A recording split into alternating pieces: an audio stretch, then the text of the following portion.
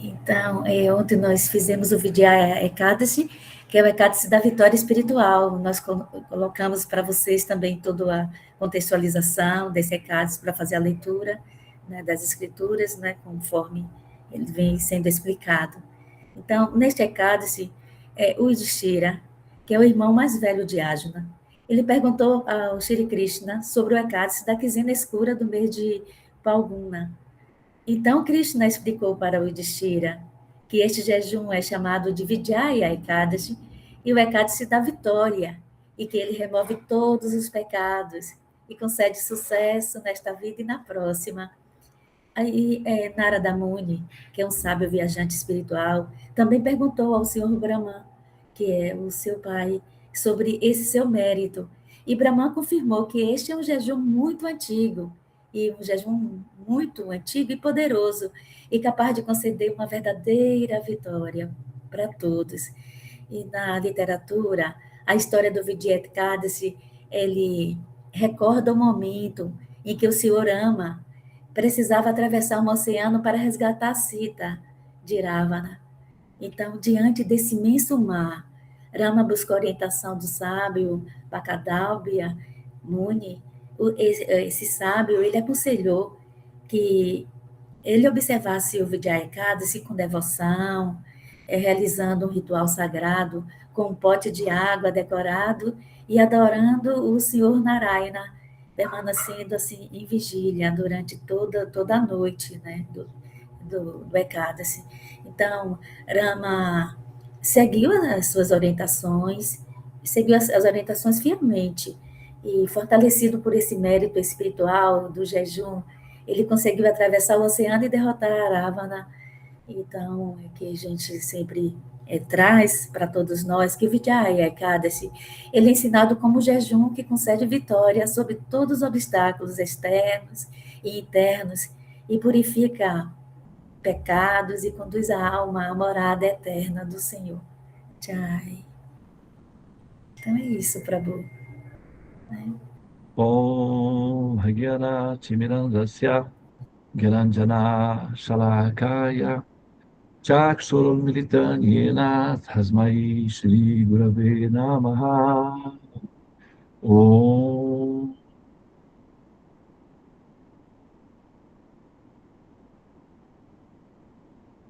Muito embora eu tenha nascido na mais obscura região da ignorância, conhecido como Jagat, que é a criação universal, e tendo eu alma condicionada, vagado no ciclo dos repetidos nascimentos e mortes desde tempos imemoriais, experimentando as vicissitudes e a dissolução e o sofrimento das misérias do nascimento e da morte, finalmente fui alcançado pela graça da misericórdia, do conhecimento transcendental através do mestre espiritual, que está libertando-me para todo sempre do ciclo do samsara.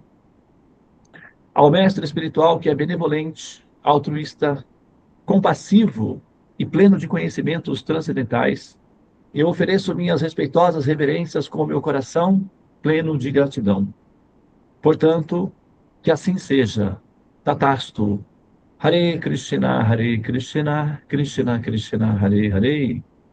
Hare Rama, Rama Rama, Hare Hare. Ó energia suprema, amor divina.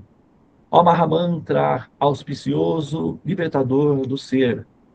Desperta-me, eleva-me, envolve-me, protege-me. Hari Om Shanti Namaste Om Tat Sat Hare Krishna. Muito bem, muito bom dia a todas as pessoas presentes aqui nessa sala sagrada, nessa auspiciosa sala dos mantras, né?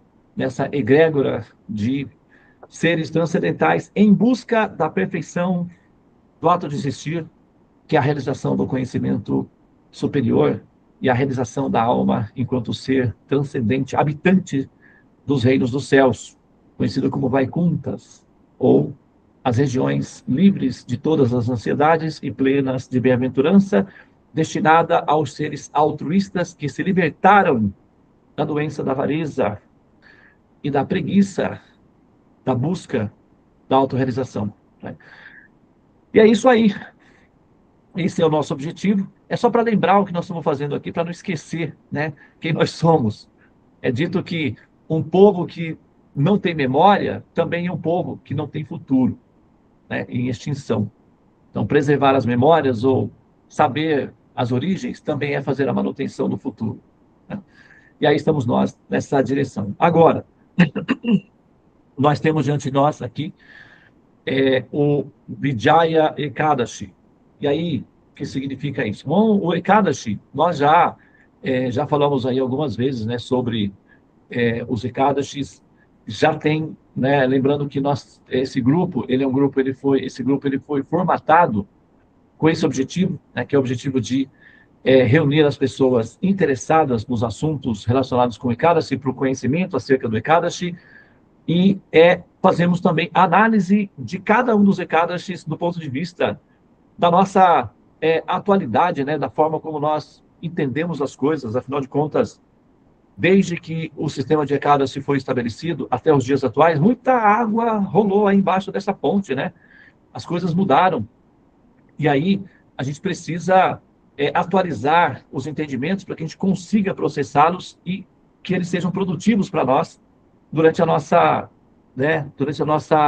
assim, interação com eles. Hoje nós estamos observando o Vijaya Ekadashi. Vijaya. Jaya significa glória, né? Às vezes a gente ouve as pessoas, não, os devotos de Vishnu, os devotos de Krishna dizerem Jaya, né? Jaya Prabhupada, Jaya. Jaya significa, quando vocês ouvirem os também a filmes indianos, bollywoodianos, né? Filmes bollywoodianos, né? Tem os hollywoodianos e tem os bollywoodianos, que é feito em a Bombay, ou Mumbai, né? A indústria cinematográfica da Índia. Então, aí vocês eventualmente podem ouvir assim os gritos Jai Ho, Jai Ho, né? No Mahabharata, por exemplo, sempre tem Jai Ho, Jai Ho, Jai Ho. A Maharaj Yudhishthira Jai. Então, esse canto, esse mantra, se refere à pessoa vitoriosa. Jaya significa vitória, né? Vitória. E Vijaya, que é uma intensificação, é um prefixo de intensidade.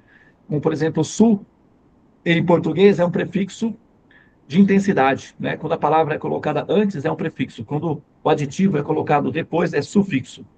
Então, nesse caso, um prefixo de intensidade, né? Vijaya, ou Su, como nós falamos, mercado, e aí nós adicionamos um prefixo para mercado, aí ele fica supermercado. Homem, um prefixo para homem, super-homem. Então, esse prefixo su intensifica o adjetivo da palavra, né? Ou substantivo, que seja, mas ele vai intensificar a informação posterior. E Vijaya também tem essa função. Jaya, glória, e Vijaya, super glória, uma glória gloriosa, glória mesmo para ser assim, fulminante, é glória total, né? Glória total. Então, Vijaya, a glória suprema, a glória absoluta. Então, esse Ekadashi, ele é conhecido como Vijaya Ekadashi. Ele proporciona a glória máxima para aqueles que se interessam por ela. Ok? Então, vamos lá na história em si. Primeiro que esse Ekadashi, ele acontece diretamente com o Ramachandra. Os outros Ekadashis, se vocês observarem, acontece com um rei, uma pessoa santa, uma história, um devoto, alguma coisa assim. É muito comum que os Ekadashis envolvam pessoas do processo de ascensão. Já o Vijaya Ekadashi acontece diretamente com a pessoa suprema, o senhor Ramachandra. Quem ouviu a história, a Tulasi fez a narração. Então, sugiro que quem não ouviu a história, ouçam, tá? Antes de vir assistir a aula, para você entender o que a gente fala com mais propriedade. Os áudiozinhos da Tulasi são muito bem feitos, com muito carinho, com muito amor. São fáceis de ouvir. Você ouve enquanto você toma o café da manhã, dá para ouvir. Entendeu? Então, quer dizer, é facinho, igual o melzinho no pão, sabe? Tem uma menininha aqui, que é a nossa Nandinha, a gente coloca melzinho, coloca no biquinho da chupeta dela, e aí coloca na boca dela, e eu Aí eu pergunto para ela, e aí, a sua vida como é? Facinho? Ela é muito facinho. É muito facinho, porque o melzinho está na chupetinha. Então, a descrição dos recados que a Tula se faz é igual o melzinho na chupeta, muito facinho, então não tem dificuldade, é só você plugar e ouvir. E aí você vai ouvir a história, e aqui então você vai entender melhor a história, tá? Ramachandra, ele é um dos Dashavatars. O que é um avatar? Nós temos dois tipos de avatars. Ava, Tara, por exemplo, o pai, a mãe de Parikshit se chamava Uttara, né? Que significa, bom, não vou entrar nos detalhes, mas é uma reverência superior, tá? Então, Ava significa que veio, né? Que está vindo. Então, o Avatar quer dizer que veio de uma região superior, tá? O Avatar veio de uma região superior. E tem o Shakti Avesha Avatar, que não veio de uma região superior, que ascendeu de dentre das almas, dentro da chamado mundo, né, da criação, mas que é dotada, delegada de poderes do mundo espiritual superior. Por exemplo, Jesus Cristo, ele é conhecido, ele é considerado um Shakti. Shakti significa potência, força, autoridade. Avesh, investido, embebido, ungido de Shakti, de potência, Avatar. Shakti Avesh Avatar, ou seja, foi untado, ungido, banhado, impregnado, fertilizado de potência da transcendência. Então ele veio com a potência da transcendência, não necessariamente que ele veio das regiões transcendentes, mas ele recebe Shakti, potência dessas regiões e fica então com a Shakti, com o potencial, tá? O nosso mestre espiritual, A.C. Bhaktivedanta Swami Prabhupada, também é considerado, dentro dessa estrutura, dessa logística, como um Shakti Avesh Avatar, que significa que ele, apesar de ter sido emancipado a partir da criação, tem em si a autoridade transcendental das regiões superiores. Então, isso é um Shakti Avesh Avatar. Só para diferenciar um do outro. Agora, quando se diz um avatar, é a própria pessoa suprema, aí já não é um ascendente, é um ser que descende, a própria pessoa suprema, que é o Paramatma, assume uma forma humana para interação com os humanos ou com os semideuses, etc. Assume uma forma e parece ser um ser humano, tem comportamentos parecidos, semelhantes, mas não é um ser humano. É um avatar, que seja uma expansão direta da suprema personalidade de Deus.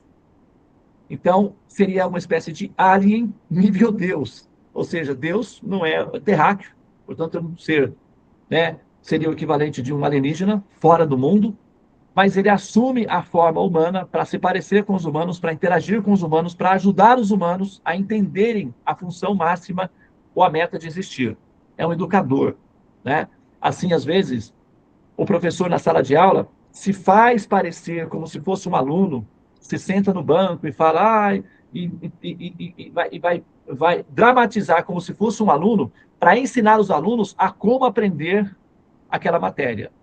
Então é assim que o Senhor Supremo faz. Ele se faz parecer como ser humano, interage como ser humano entre os seres humanos, mas as falas dele, as ações dele são todas transcendentais para direcionar os humanos para que compreendam a meta suprema da vida e concluam a missão de existir, alcançando a morada suprema, para que jamais retornem a renascer novamente no mundo dos mortos, onde as pessoas morrem, porque não é absolutamente compatível com a alma eterna.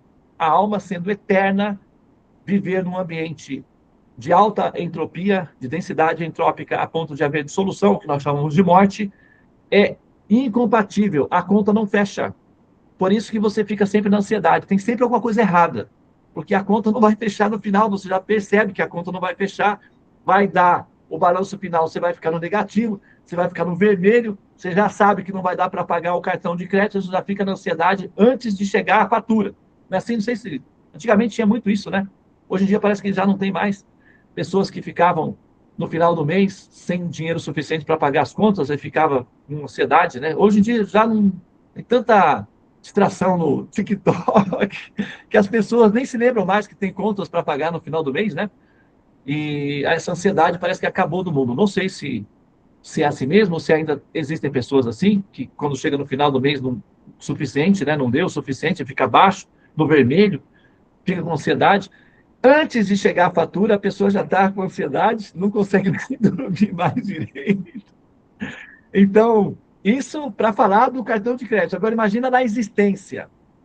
A alma já está percebendo, vai dar ruim. Aí o coração já fala, vai dar ruim. Então, ela já fica sabendo que lá na frente vai dar ruim e ela vai ter que retomar e renascer de novo, para começar tudo de novo. Então, ela já fica como na ansiedade. A síndrome de pânico nada mais é de que um adiantamento do resultado final, ou seja, a pessoa já tem aquela sensação do problema antes que o problema chegue. Então, ela vive aquela síndrome. Síndrome de pânico é basicamente uma experiência de morte viva. A pessoa está viva, está normal, mas já está experimentando como se estivesse morrendo. Inclusive, uma das características peculiares da pessoa que tem síndrome de pânico é que ela tem a sensação de que vai morrer. Aí vai no médico, está tudo certo, coração, está tudo certo, você não vai morrer. Não, mas eu tenho certeza que eu vou. É por isso que eu estou assim, doutor. Ah, não, então toma um calmante que passa. Aí passa, né? Porque é só a sensação, é uma pré-morte, é um estágiozinho, é como se fosse um estágio de como ela vai estar na hora que morrer. E aí vai dar ruim.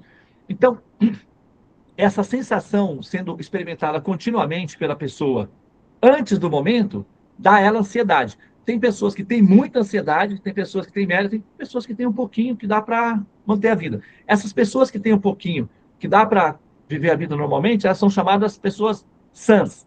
Essas daí estão boas da cabeça, né? São aquelas pessoas que fulano é bom, tá são, tá normal. Aí, essas daí são as pessoas que não precisam ir no psicólogo, não precisa tomar remédio, sabe? Tipo, são pessoas que vão, fazem um passeio na praia, entendeu? Conversam com os amigos no WhatsApp, trabalham, são pessoas normais. Essas pessoas normais têm uma baixa densidade de ansiedade, porque a presença da sensação da morte não é tão efetiva sobre elas por motivos de bem-estar, de alimentação, de paradigmas, de idealismos e tal. Então, ela consegue manter essa pressão à distância, ela consegue ter uma vida normal. Aqueles que não conseguem manter essa pressão à distância, essa pressão chega muito perto. E quando chega muito perto e entra na rede de chakras, que é a rede neural, a pessoa já entra em pânico antes que aquele momento chegue. Tem pessoas que experimentam isso tão intensamente que desistem de viver antes de morrer. Ou seja, já vai logo, vamos acabar logo com isso, porque está muito tenso o clima, então a pessoa já vai e desiste logo de viver antes que aquele momento chegue, né? Que é o que nós entendemos como a desistência da vida, né? As pessoas que deixam de viver voluntariamente por causa da ansiedade que sentem no ato de existir. E isso, essa manutenção da ansiedade é aquilo que, né, faz com que nós sejamos normais ou pessoas adoecidas. E a gestão emocional tem a ver com o conhecimento. Beleza? Agora, o ser humano supremo, Vishnu, ele assume formas aparentemente humanas para nos ajudar a lidar com essa ansiedade, com esse medo, com a proposta de que, se os protocolos de segurança, ou seja, se os remedinhos que eu ensino forem utilizados, o resultado vai ser bom, vai dar bom. Você vai ficar com uma ansiedade administrável durante a vida e no final da vida você ascende aos mundos transcendentais e para de renascer entre os mortos. Então, durante a vida você já fica calminha e no final da vida você se emancipa e não volta mais a renascer. É uma boa fórmula, um bom modelinho. Você aí não se interessa? Ah, não tenho tempo. Estou aqui com outras coisas para fazer. Tá bom, então vamos esperar. Por isso que o samsara é eterno, porque a alma precisa de tempo para tomar a decisão. E esse tempo, quanto tempo? O tempo que for necessário. E aí, a alma é eterna, então precisa de uma criação eterna. Por isso que os cientistas, quando analisam o mundo, que é a criação, identificam que possivelmente ele possa ser eterno. E realmente ele é. Ele se recicla, mas ele é eterno. As almas são eternas, é preciso de um ambiente sempre eterno para que elas tenham tempo eterno para se realizarem, até que elas decidam que não é favorável renascer e morrer, que elas não são compatíveis com essa situação de nascer e morrer. E a ansiedade que elas sentem é devido a que elas pressentem que essa conta não está batendo, está incongruente, então vem o medo e a ansiedade.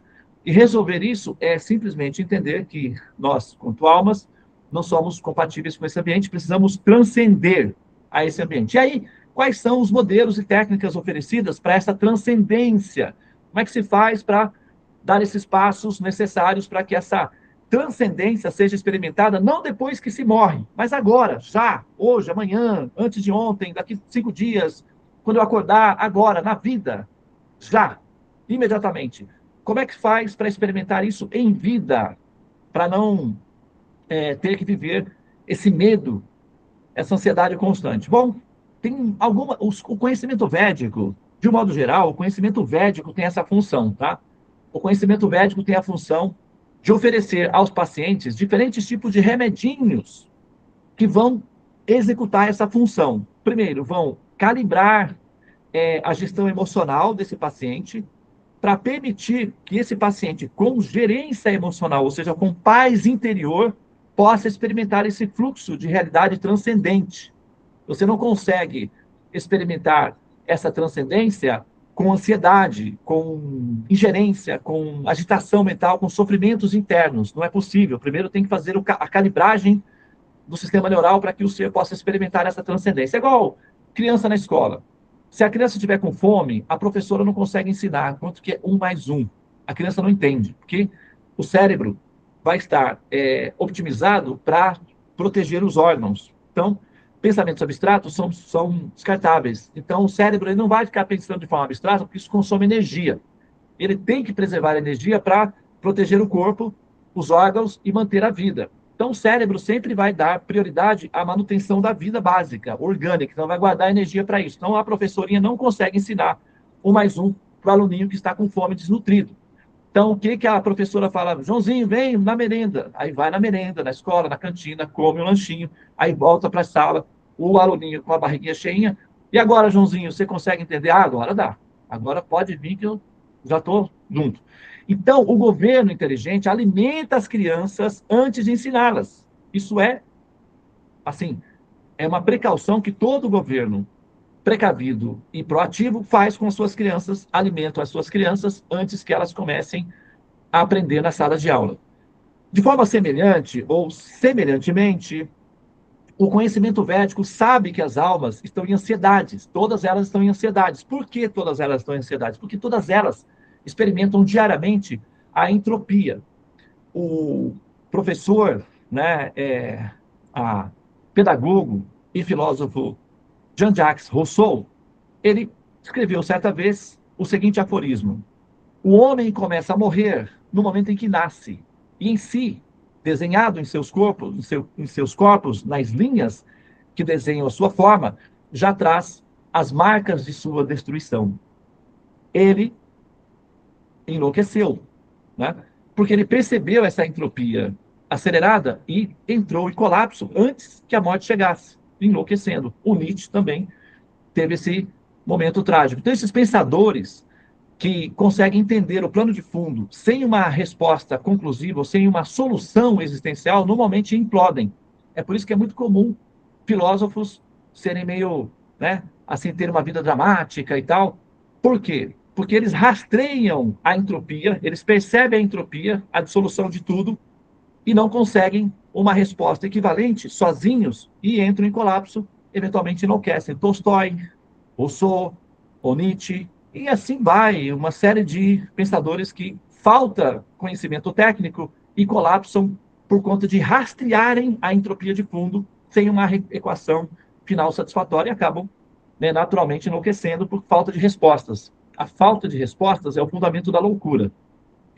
Uma percepção muito completa da entropia sem respostas leva o ser ao colapso, ou seja, à loucura. O que atenua isso? Drogas, hobbies, fantasias ou vícios. Atenua um pouco esse choque existencial, mas tem efeitos colaterais. O que resolve mesmo são conhecimentos. Conhecimentos com solução. O conhecimento védico tem essa função. Ele apresenta, sim, o problema da entropia de fundo, mas também oferece uma solução prática para ela ser solucionada. Então, a pessoa não fica no meio caminho. ela entende a gravidade da situação, mas também tem uma solução para aquele problema, tá? Então ela vem completinha, uma solução completa, não é só pela metade, é uma solução completa. Então, o conhecimento védico, ele tem na sua proposta, no seu postulado fundamental, sempre tem a consideração de que as almas elas estão em ansiedades, e a ansiedade se deve ao fato de que, enquanto almas eternas, elas vivem num ambiente temporário, repleto de entropia, então é incongruente, então elas, intuitivamente, elas percebem a incongruência e ficam em ansiedades, porque é antinatural morrer, a alma é eterna, e ela cria vínculos afetivos entrelaçados, ela desenvolve, a alma é um ser, é um princípio que ama, é um princípio de amor, então ela ama, e naturalmente ela cria vínculos afetivos que ela quer manter para sempre, mas a entropia gera separação, então a separação dos entes queridos e dos objetos de amor gera uma profunda entropia, ou aliás, gera uma profunda ansiedade. Então, a maior ansiedade das almas é a separação dos objetos amados ou dos seres amados, a solidão profunda do abandono e do distanciamento. Então, todas as almas estão em ansiedades por causa disso. Ok? O conhecimento védico já sabe disso. Então, ele vai abordar a alma e vai explicar: você está em ansiedade por causa disso, disso e disso. E como é que resolve? Assim, assim, assim. Ah, mas eu não consigo desse jeito. Mas tem esse jeito. Mas desse jeito não dá. Então tem esse jeito. Ah, mas esse... Então tem várias formas de resolver. Nesse remédio não funciona. Esse funciona. Esse daqui eu não gosto porque tem essa cor. Então pega esse que tem o mesmo efeito, mas com cor diferente. Ah, essa cor é compatível. Então é uma variedade de remédios que o conhecimento védico apresenta para a pessoa. Tem o Ayurveda, tem o sistema de astrologia, tem a metafísica, tem peregrinação, tem as festas, tem as comidas, tem a tradição, tem o folclore. Não falta recursos. E tem o Ekadashi. Também, entre tantos remedinhos, o Ekadashi é um deles que está disponível para que os pacientes possam tomar o remedinho e ele vai dar um resultado perfeitinho, tá? É só experimentar. Tem que experimentar. Tem que tomar o remedinho de acordo com a bula do médico. Não pode especular e tomar qualquer jeito. Não pode ser assim. Tem que tomar na métrica. Tá? Então vamos pensar no Ekadashi como um remédio que funciona. Ok? Então vamos voltar para a história, que é a história do Ekadashi. Contextualizado que Ramachandra é a pessoa suprema, disfarçada de ser humano, para ensinar os seus filhinhos a como tomar o remedinho. Então, ele chega no mar, tem que atravessar um oceano. A esposa querida dele, o objeto amado do coração dele, está presa no outro lado, numa ilha. Ele tem que atravessar esse oceano para resgatar o amor da vida dele. Não sei se vocês... É uma história romântica, né? E aí, ele está lá, herói, belo, formoso, e ele vê aquele oceano diante dele e ele diz para o irmão: ó Lakshmana, olha como o destino está desfavorável à nossa felicidade. A minha Sita querida está presa naquela ilha, e entre nós, esse oceano profundo nos separa. Como é que eu conseguirei atravessar essa imensa dificuldade para conseguir realizar o meu desejo, finalmente? Eu não consigo entender. Eu estou perdido, em ansiedade e triste, e não sei como resolver. O que você sugere? Eu não sei se vocês já viram isso acontecer com vocês, não sei se você já passou por isso, já viram pessoas passando por isso. Você tem um sonho ou um objetivo a ser alcançado, existe uma grande dificuldade entre você e aquele sonho a ser realizado, né? Então, Ramachandra está refletindo uma das principais características de ser um ser humano, que é sempre ter um obstáculo intransponível. Então, é a história de todos nós, né? E aí, o irmão dele diz: ó Rama, você está tentando me confundir? Eu sei que você é a pessoa suprema. Você tem todos os conhecimentos e você poderia facilmente superar esse obstáculo. Porém, devido à sua compaixão, à sua misericórdia e ao seu bom humor, você está se fazendo passar por uma pessoa frágil, que é para facilitar a vida daqueles que são realmente frágeis, para que eles saibam como fazer para vencer os obstáculos diante deles. Mas, já que é assim, vamos brincar. Tem aqui próximo um sábio, que é um representante do conhecimento védico, é um médico. Ele pode oferecer a nós um remédio, uma solução para resolver esse problema. Vamos até ele, perguntaremos a ele, e ele dirá qual é a solução. Assim foi feito. Eles, então, foram até o sábio. Esse sábio, normalmente, é um sacerdote védico, representante do conhecimento védico, um técnico autorizado das técnicas, das fórmulas que funcionam. Eles dois, apesar de serem expansões diretas do Senhor Supremo para Atma, se aproximam dos sábios como se fossem seres humanos comuns e perguntam: ó sábio, você que tem conhecimentos perfeitos, você que é versado nos conhecimentos védicos, você que entende a aflição das almas condicionadas, por favor, apresente-nos uma solução para que nós possamos superar essa imensidão de dificuldade que se apresenta diante de nós. O sábio, então, analisando a situação, sugere a eles: observem o Vijaya Ekadashi. Por que o Vijaya Ekadashi? Porque o oceano é muito profundo, o seu problema é muito vasto, então você precisa de um Ekadashi com potência acumulada, e é o Vijaya Ekadashi. Então você deve fazer da seguinte maneira: observe jejum, fique acordado durante a noite, entoando os santos nomes ou cantando as glórias do Senhor Supremo. E faça assim. Olha a solução dele. É muito simples, tá? Um pote com água, com folhas de manga, grãos de cevadas, paradinho num cantinho, enquanto a pessoa faz, observa jejum e entoa os santos nomes do Senhor Supremo. Podia ser uma flor, podia ser o objeto, o ponto de contato, né? Podia ser uma árvore, podia ser uma pedra, podia ser qualquer coisa. Mas um sábio elegeu um pote com água, com folhas de manga e grãos de cevada. Então vamos analisar esse contexto. Um pote, o pote é o coração, o pote é o ser. A água é o elemento que produz vida. A água significa amor. Dentro da astrologia, por exemplo, a água, quando nós bebemos, nós estamos ingerindo o elemento amor. A água é amor. Então nós primeiro absorvemos amor para depois entoar os santos nomes. Porque entoar os santos nomes sem amor é como colocar uma semente estéril na terra. Não frutifica. Apesar da semente ter todo o potencial, devido a que a terra está estéril, ela não germina.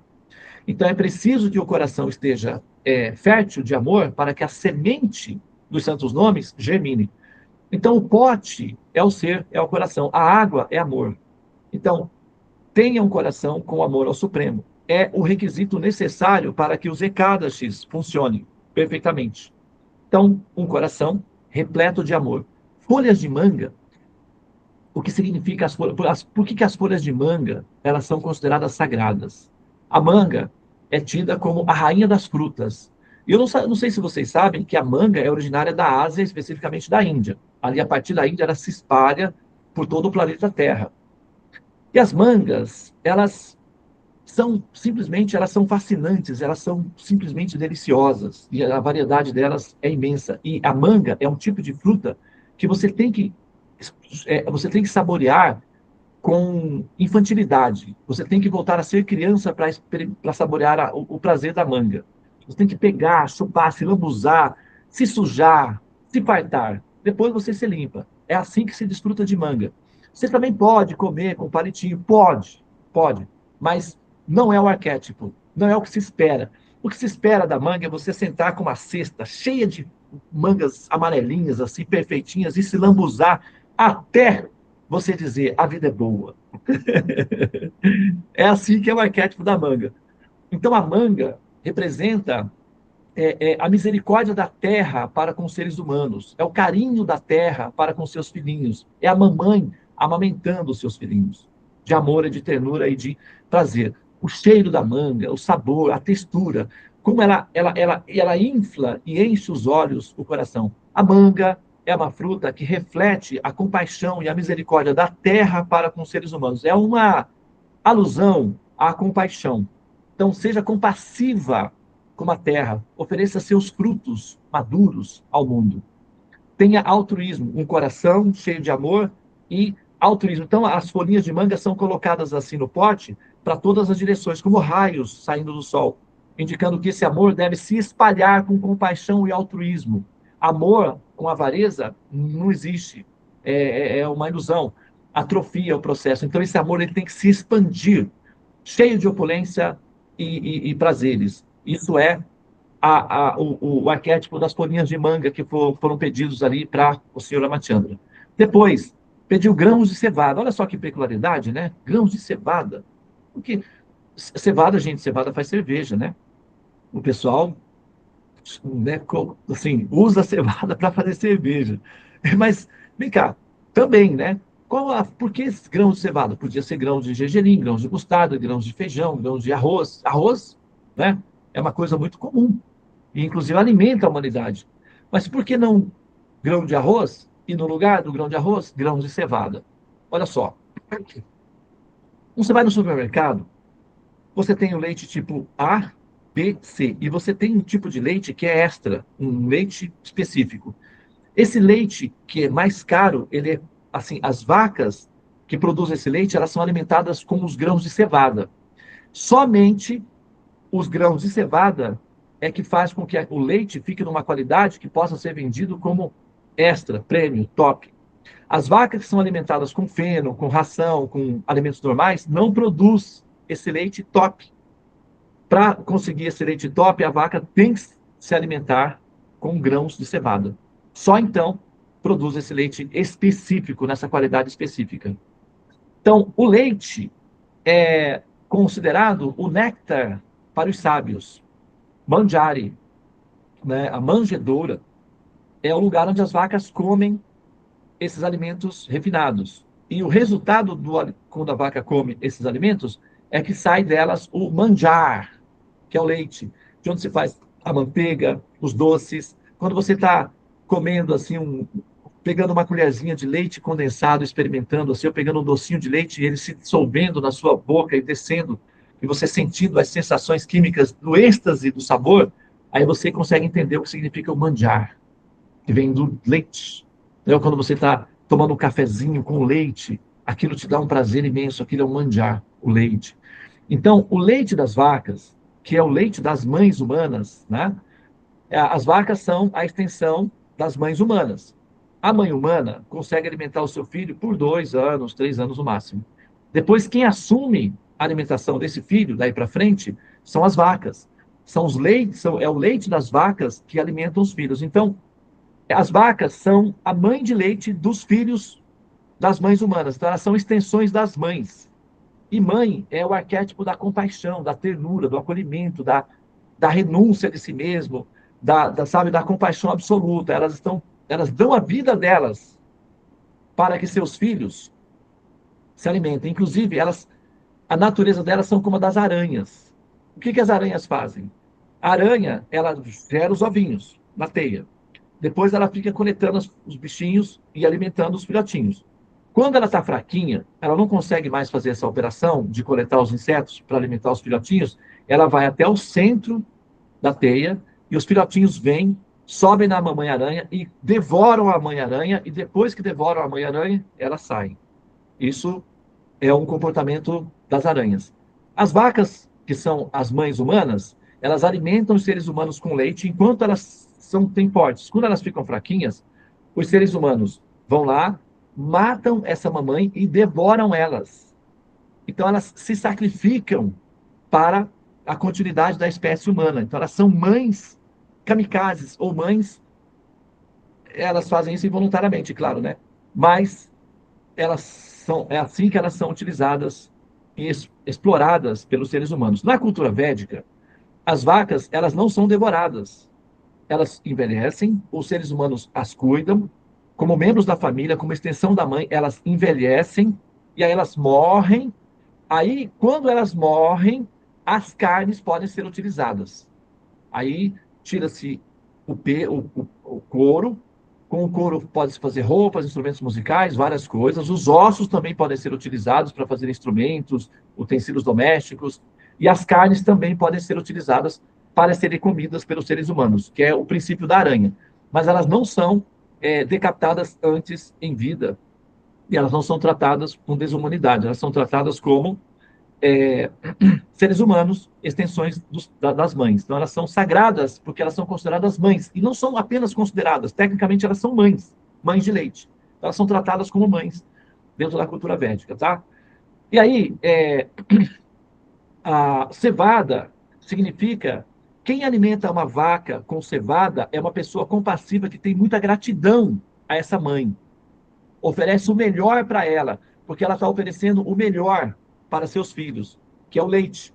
Então, essa pessoa, ela gasta um pouquinho de dinheiro, ela vai, a grão de cevada costuma ser um pouquinho mais caro, ela vai, ela pessoalmente oferece os grãozinhos de cevada para a vaquinha, ela come e aí ela oferece um leitinho de volta de melhor qualidade. Então, só que como os grãos de cevada custam um pouquinho mais caro, a pessoa que o faz, que gasta um pouquinho de dinheiro, e a vaca, a vaquinha, ela se lambuza.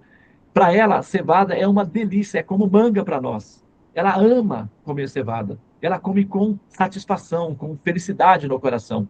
Então, é misericórdia para com a vaca alimentá-la com cevada. Pelo menos de vez em quando. Que é o que a gente faz. De vez em quando a gente não vai na pizzaria, de vez em quando a gente não toma um sorvetinho. Não é preciso tomar sorvete e ir na pizzaria todos os dias. De vez em quando. Então, a pessoa que de vez em quando dá cevada para sua vaquinha é uma pessoa que entende que ela precisa de carinho, que ela também gosta de amor. Isso é compaixão, é ternura, é gratidão. Então, o mestre espiritual já sabe disso. E ele vai, então, diz Aramatianda, separe grãos de cevada junto com um pote de água. E observe o jejum. E cante os santos nomes puramente no seu coração. Então, o pote com água, a folhinha de manga, os grãozinhos de cevada são todos ícones. O que é um ícone? O ícone é isso, ó. Quer ver? Vamos pegar um ícone aqui. Olha só. Aqui.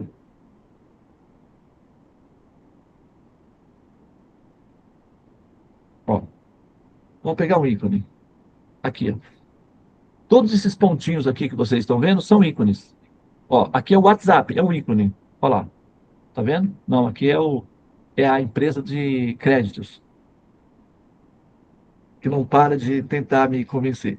Ó, aqui são ícones. Você toca no ícone, aparece um universo por detrás, que é também opaco aqui, mas você sabe lá, tá vendo? Apareceu todo mundo atrás do ícone.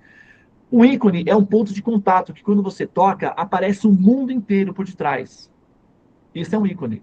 Então, o pote é um ícone, a água dentro do pote é um ícone, as folhinhas de manga são ícones, o grão de cevada é um ícone, o ambiente onde se é colocado isso é um ícone, o local onde se observa jejum é um ícone, a mente como se faz isso é um ícone, o objetivo que se quer com isso é um ícone. Quando você abre o seu telefone, não é? Ele está cheio de ícones. Olha lá quantos ícones, tá vendo? Ó, tá cheio de ícones. E esses ícones fazem a sua felicidade, ou não faz? Ah, faz, com certeza faz. Então, os ícones têm a função de gerar uma estrutura logística para produzir felicidade e, enfim, ser proativo. Então, o sábio oferece todos os ícones, faça assim, assim, assim, assim, e observe, faz o download do objetivo que vai funcionar. Entenderam a similaridade? A metáfora é funcional? Então, o mestre espiritual é um sábio que entende dos ícones, que entende da formação software, que entende como é que funciona. Quando você pega o seu telefone e não está funcionando, você vai até uma loja, o cara olha assim e fala, nossa, deu ruim, hein? Aí você, mas e aí, como é que vai ser? Não, calma, dona, tem solução. Ufa, então tá. Aí você faz o quê? O Dakshina. Você faz o pagamento, o técnico vai, devolve o seu telefone funcionando e você sai maravilhado, encantado e feliz da vida. Então é assim que funciona. Você vai até um sábio autorizado, védico, um sacerdote, e você está com um problema. Ele então, você oferece um dakshina ao sábio, um dakshina. O sábio então pega o seu problema, apresenta uma solução e devolve o seu equipamento funcional. É assim que funciona. É uma assistência técnica do karma. O sábio, o sacerdote, védico autorizado é um assistente técnico do karma. Ele entende do karma, ele sabe como que funcionam as peças, as engrenagens sutis, ele então lida com essas peças, engrenagens sutis super sofisticadas e devolve a sua vida em ordem para que você seja feliz. Olha só como isso foi pensado de maneira diligente, racional. Isso é uma coisa extremamente idealizada, de uma forma extremamente funcional, com base na compaixão de um ser que pensa para que as coisas funcionem de forma a produzir felicidade. Essa é a mente do Criador, essa é a mente de Deus.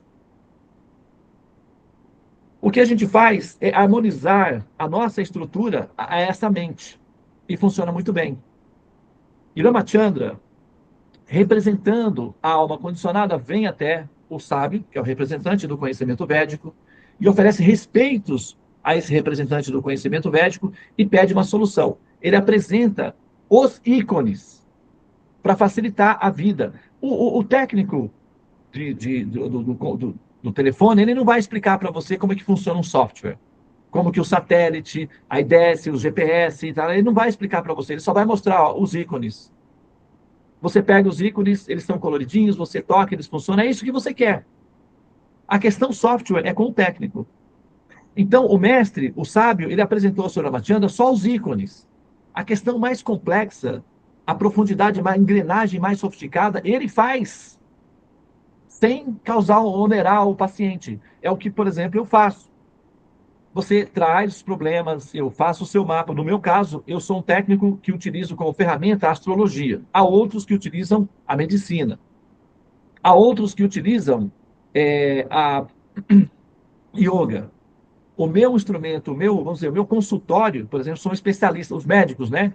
São especialistas, oftalmologista, endocrinologista, cardiologista, etc. Eu sou um Jyotish, né? Eu sou um Jyotisha. Então, o que acontece? A minha especialidade é a astrologia védica. Eu sou um astrólogo. Então, eu pego o seu problema e com esse instrumento eu vou lidar com a sofisticação do conhecimento védico e vou devolver para você os ícones. Faz assim, observa jejum, cante o Mahamantra, faz um sadhanazinho e o resto deixa comigo, não precisa se preocupar. A responsabilidade do funcionamento é meu. O que você tem que fazer é seguir as minhas orientações, que é a parte do ícone. A parte técnica complexa é conosco. Nós somos os técnicos. Somos os mestres espirituais, somos os sacerdotes, nós somos os responsáveis pelo funcionamento do sistema. O que você deve fazer é seguir as nossas orientações para que dê certo. E dá certo. Por que dá certo? Porque toda essa logística foi criada diretamente na mente do Criador Supremo. Então, tende a funcionar perfeitamente. Não sei se vocês já viram o funcionamento da combinação de proteínas dentro de uma cadeia de DNA. É um negócio que você olha assim e você fala, gente, para o mundo, eu vou descer. Esse negócio, ele é simplesmente fantástico, ele é incrível, ele é simplesmente incrível. Isso, o acúmulo de proteínas numa cadeia de DNA. A gente nem está falando do funcionamento do horizonte de eventos de um buraco negro numa galáxia distante. É só para a coisa ficar assim, tipo, racional, para a gente poder olhar e dizer, isso eu consigo entender. Tá? Então, a coisa é muito profunda. A mente do Criador é extremamente linda, inteligente, complexa e uma aventura descobrir essa mente. É encantador descobrir essa mente. E nós, os técnicos, somos encantados com o Senhor Supremo, que a mente dele é encantadora. O modelo dele é encantador. A funcionalidade dele é de perfeição. E isso nos encanta, nos estimula. É uma aventura aprender a descobrir a forma da engrenagem da mente do Criador. E o benefício é que nós podemos, inclusive, ajudar outros a resolverem os seus problemas, porque as almas em ansiedade, elas não sabem o que está acontecendo. Elas não têm muita noção do que está acontecendo. Elas só sentem o medo. E quando ela vai resolver, dá um rebu. Porque ela vai tentar resolver um problema, arranja 14 em cima.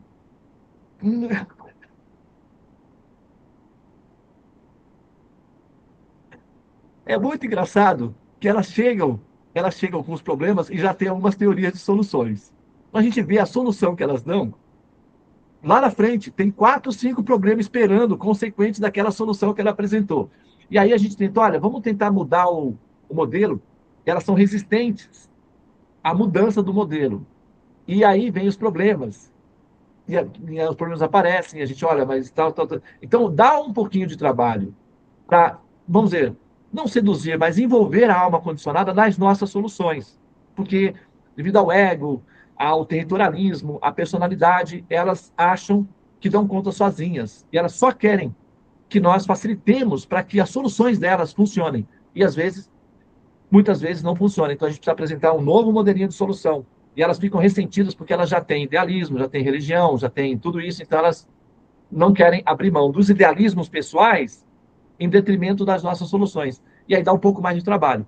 Mas quando a alma é cooperativa e ela renuncia aos idealismos pessoais pelas nossas soluções, nós garantimos o nosso trabalho. E nós apresentamos uma solução que funciona. Mas é preciso que o paciente renuncie os seus idealismos pessoais, o seu territorialismo, o seu ego de controle pessoal, para permitir que nós, durante um ciclo do sol, possamos trabalhar no problema sem interferência. Aí a gente consegue resolver o assunto. Entendeu? Imagina que você coloca o seu computador numa assistência técnica. Aí você fica lá perto do técnico. Olha, não faz assim não, viu? Você vai soldar essa peça aí. Não, não solda não, porque eu gosto muito dessa peça.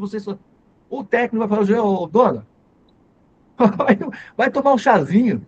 Vai lá na pracinha lá, dá pipoca para as pombinhas. A senhora volta daqui 2 horas, por favor. Que aí eu já devolvo o serviço pronto. Entende? Então, o que nós precisamos é que o paciente observe as nossas orientações e, dependendo da profundidade do problema, um tempo é necessário. Mas, normalmente, nós temos condições de garantir a segurança das nossas soluções e as soluções dos problemas. Foi exatamente o que aconteceu com o Ramachandra. Ele foi, apresentou o problema.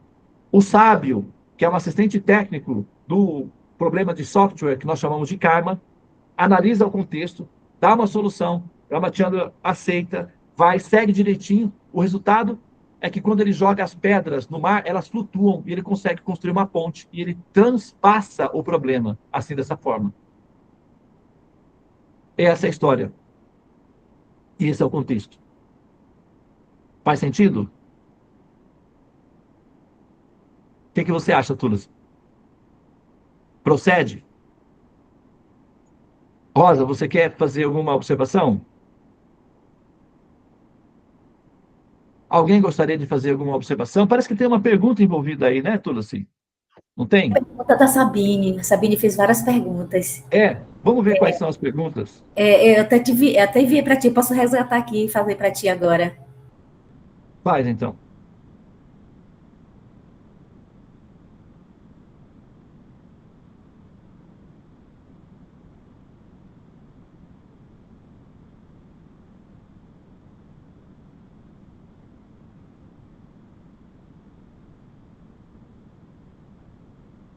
Sabine está na sala?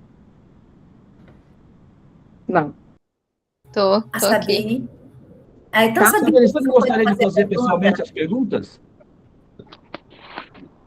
Hoje Deixa eu- aconteceu uma coisa. Sabine, abre A sua pergunta câmera. dela está aqui, para boa, assim, olha. Mas vamos fazer o seguinte: vamos, Sabine está presente. Sabine, abre sua câmera, por favor. Você pode? Posso, espera aí. Hoje aconteceu uma coisa incrível. Sabine, ó, essa semana, durante a semana, quem participou do Sada da semana, vocês me ouviram contar a história de como que eu, com o meu trabalho de astrologia, eu fiz algumas previsões, inclusive mencionei a mãe da Sabine, a Sabine, né? A história da família da Sabine, a minha história particular com a minha mãe e tal, a ascensão da mãe da Sabine, a foto, né? Que a gente, né? Nós mostramos lá, etc. E eu contei uma história que aconteceu comigo lá em Seul, quando eu trabalhei em Seul. Eu fiz um mapa de um rapaz que era funcionário do consulado britânico, o Andrew. Ele era casado com uma moça chinesa que era professora de chinês de uma pessoa importante lá na Coreia do Sul, que eu acabei conhecendo e também fiz o mapa dela. E tinha uma filhinha pequenininha, de 1 aninho e meio, a Andrew, que foi para o hospital e o pai, que me conhecia, me ligou e falou: Devananda, eu estou desesperado que a minha filha está no hospital e os médicos vão induzir a minha filha ao coma para poder fazer uma cirurgia para tirar um problema que ela está tendo agora. E o que que eu faço? O pai da menina me ligou, eu estava no meio da rua trabalhando, assim, ansiedade. O pai da Andrew. E aí eu falei, passa os dados dela imediatamente. Eu passei os dados, ele passou os dados, eu identifiquei que do estômago surgia um probleminha que subia até o pulmão. O problema não era no pulmão, que eles queriam entubar a garota, colocar em coma, para poder fazer mexer no corpo dela, porque ela possivelmente poderia, estava correndo o risco de até ir a óbito, porque estava tendo parada respiratória, consequente parada cardíaca, parada cerebral e óbito, né? E o pai ligou para mim desesperado assim, e eu identifiquei o problema que ia do estômago até o pulmão. E falei para ele, Andrew, pede para os médicos fazer uma biópsia imediatamente, que o problema não está no pulmão, está no estômago. Ele foi lá no hospital e disse, faz uma biópsia. Uma biópsia. Os médicos recusaram, dizendo que não iam fazer, porque esse procedimento não era equivalente, porque o problema era pulmonar e não era estomacal. Aí o Andrew veio chorando, dizendo, eles não querem fazer. Não fala que se eles não fizerem imediatamente, você vai processar o hospital. Você é funcionário do consulado britânico. Eles não vão negar se você fizer, fizer essa imposição. Ele voltou e disse, olha, eu sou funcionário do consulado britânico e eu exijo que vocês façam esse procedimento, senão processarei o hospital. Os médicos imediatamente concordaram, pedindo para ele assinar um documento de responsabilidade. Eles foram lá, fizeram a biópsia na menina antes de induzir ela ao coma, identificaram no estômago uma pequena bactéria rara que migrava para o pulmão e dava parada respiratória. Eles deram um comprimidinho de $3, a menina em 2 horas saiu andando normal do hospital e foi para casa. Isso já estava sendo preparado a anestesia para ela ser induzida ao coma, para eles abrirem possivelmente o corpo da menina. E um remedinho de $3, um comprimido comum, que você compra na farmácia sem contraindicação, foi o suficiente para resolver o problema. E eu contei essa história alguns dias atrás e tal, e eu nunca mais, acho que faz uns, vamos jogar aí uns 12 anos, porque a Andrea, hoje eu vi ela, uma menina, tá uma jovenzinha linda, de uns 13, 14 aninhos, então deve fazer uns 13 anos que eu nunca mais vi essa família, porque eu saí de Seul, saí da Índia, e a gente perdeu os contatos e tal. E contei também a história da Sabine e da mãe. Isso tudo essa semana, misturado nas aulas, né? Mas, assim, essa semana. E, de repente, a Jaya Sutitra, que é a mãe da Audrey, né? Que é essa menina que eu fiz o mapa dela, que era professora de chinês e tal. Ficamos muito amigos, ela se tornou uma devota de Krishna super, inclusive, assim, muito forte, né? Assim, muito bem cuidadosa na questão. Eu, por exemplo, eu estou sem o cante aqui no pescoço, eu estou usando aqui. Eu acho que ela observou, e ela deve ter pensado, por que, que o Devananda não está usando o cante bar no pescoço? Ela está muito atenciosa com os detalhes de como ser uma devota. Né? Eu estava conversando com ela e estava pensando, a Jai Sutita deve estar se perguntando por que, que eu estou sem cante, que eu estou usando aqui, né? A cante aqui. Mas, enfim, o que eu quero dizer é que ela se tornou uma devota muito mais cuidadosa nos detalhes, até do que eu, num certo sentido. E eu tenho que tomar cuidado para não me apresentar fora do protocolo, porque ela chama atenção. Ela ficou tipo uma mãe de mim, cuidando para que eu fique sempre devota e tal, etc. E a Audrey, né, cresceu assim.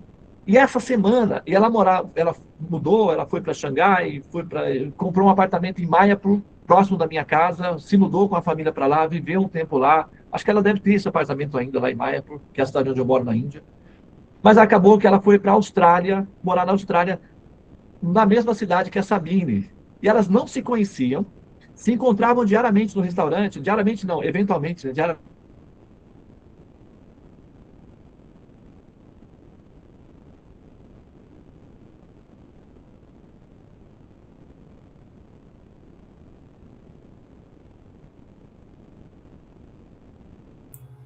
Parece que caiu a conexão do Prabhu. Eu Vamos ia, aguardar mais um pouquinho. eu ia lhe falar isso, Tulis.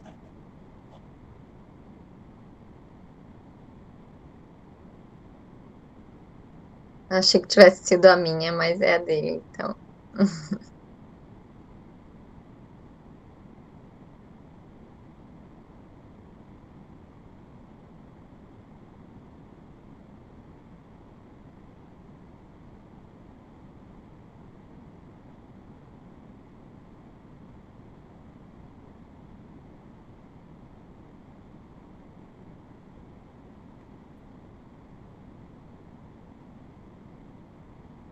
Deu uma pequena travada, né? Mas já volta.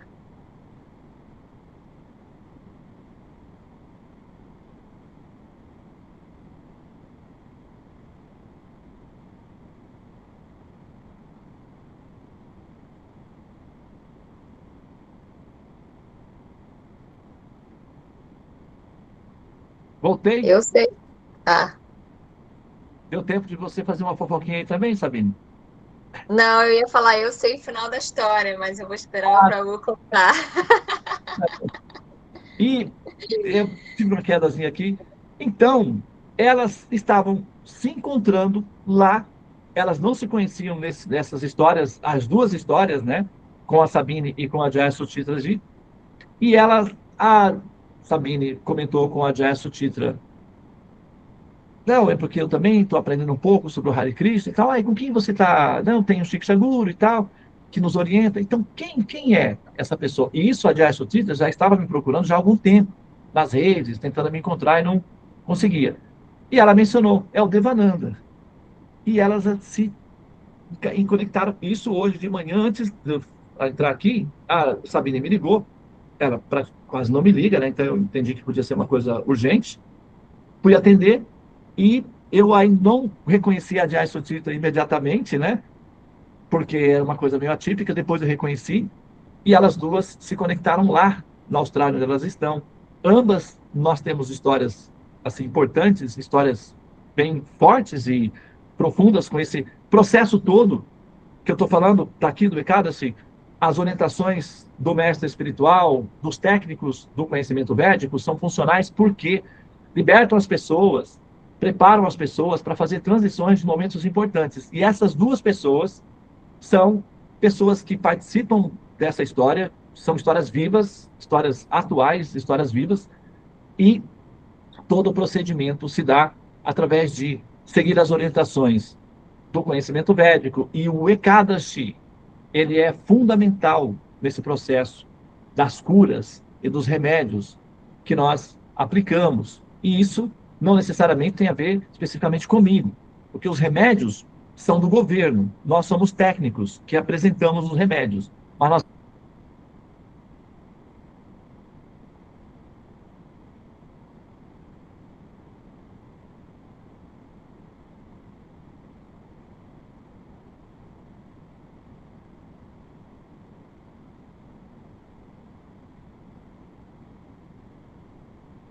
Caiu de novo.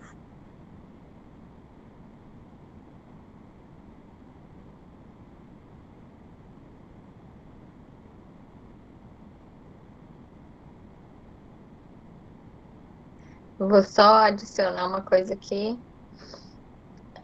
Que no dia do Ekadashi, eu tinha esquecido que era dia do Ekadashi, aí eu recebi a mensagem da Tulasi. A sorte que eu ainda não tinha tomado café da manhã. Aí vi, eu falei, nossa, hoje é dia de Ekadashi, eu vou comer lá no Govinda, que tem aqui, que eles oferecem eles fazem comida de Ekadashi. E aí, essa moça que ele tá falando, ela tava lá. E daí que surgiu tudo, porque assim, eu conheço ela há um tempo, aí ela falou, é, você quer ir num sound healing comigo amanhã? Aí eu falei, sim, aí fui. Quando a gente saiu de lá, ela me chamou para ir pra casa dela, eu fui na casa dela, e quando cheguei na casa dela, ela falou que morava na Coreia e que o primeiro guru dela foi um brasileiro. Aí eu falei, brasileiro? Qual o nome dele? Aí ela falou Devananda. Aí eu falei, não, não é possível. Aí ela falou, como que ele é? Cabelinho enroladinho. Aí eu falei, você tem contato dele, tá procurando ele há tanto tempo. Eu falei, tem, claro que tenho. Eu assisto as aulas dele, a gente é amiga, ele era amiga da minha mãe. Aí mostrei a foto. Aí ela falou, é ele mesmo. Ai, meu Deus, o Krishna, meu Deus, é tudo obra de Krishna mesmo. E a E menina foi tá por lá, causa linda. E foi por causa do Ekadashi, mais ou menos, que tudo aconteceu, Deva, Por porque causa... no dia do Ekadashi eu fui lá no restaurante no Govinda, ela estava servindo no restaurante. E eu fui lá comer a comida de Ekadashi.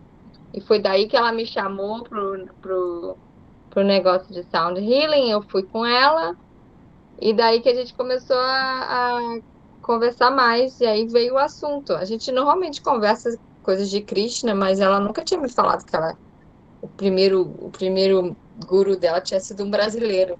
Eu nunca tinha mencionado isso. A sorte que eu perguntei qual o nome. Eu falei, não, muita, né, seria muita. Qual a probabilidade de eu conhecer? Mas vamos ver, né? Eu vou perguntar. A probabilidade é muito pequena. Uma Pois é. probabilidade muito pequena de uma conversão muito, vamos dizer assim, imprevisível. No entanto, nós estamos aqui reunidos em torno do contexto do Ekadashi, que é o Vijaya Ekadashi, e todas as histórias que nos envolvem, né, Sabine? Toda a epopeia que nos envolve, né? E a Jaya Sutitra também, todas elas envolveram tratamentos com Ekadashi. A Jaya Sutitra é uma das que pegou o Ekadashi como, assim, remédio definitivo. Então ela faz os Ekadashis. E ela obteve muitas transformações importantes através da observação dos Ekadashis. Então, os Ekadashis, eles são extremamente poderosos, são remédios que funcionam de forma incrível e rápida.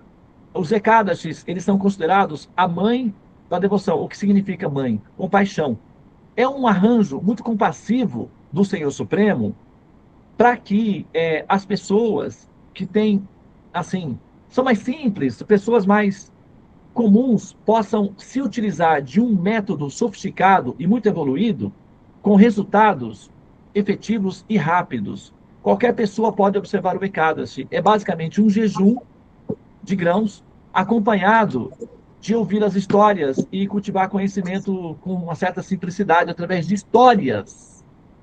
Então é um arranjo assim, facinho. Sabe quando antigamente tinha uns remédios que eram uns xaropes para tosse, que era horrível, a gente tomava da balança de vômito, era um sabor horrível. E aí os médicos, as farmácias, vendo o sofrimento das crianças, começaram a colocar sabores nesses remedinhos. Então as crianças agora tomam como se fosse um docinho e tem o mesmo efeito. E é uma maravilha. É mais ou menos isso o Ekadashi. É um remédio forte e na forma de um docinho. E nos dias de Ekadashi, inclusive, para muitas pessoas, é um dia especial de festa. Por quê? Os brasileiros, né? Que aqui a gente tem o pão de queijo, por exemplo. Então, Ekadashi é sinônimo de dia de pão de queijo. Que é o único dia que a gente se dá o luxo de comer pão de queijo com fartura, que é nos dias de Ekadashi. Então, se transforma num remedinho fácil de ser consumido, com um efeito mágico incrível. Então, é uma misericórdia do Senhor Supremo para nós, para as mulheres, para crianças, de uma forma poderosa, potente e efetiva, sem efeitos colaterais. O Ekadashi é a mãe da misericórdia. Ele é um dia muito especial, é um dia para ser recebido com alegria, com gratidão no coração, que é um dia realmente sagrado para se alcançar objetivos e conseguir transpor grandes obstáculos. Olha aqui, ó. Fala, Happy Ekadashi. Feliz Ekadashi para todos. Olha lá, tia Rosa.